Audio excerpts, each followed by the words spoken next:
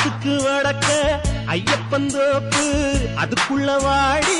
யாரும் இல்லே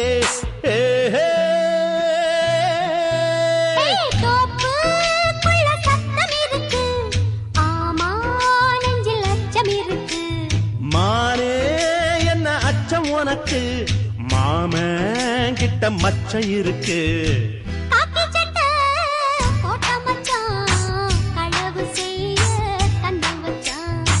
கண்ணம் வைக்க வந்த மச்சான் கண்ணத்துல கண்ணம் வச்சான்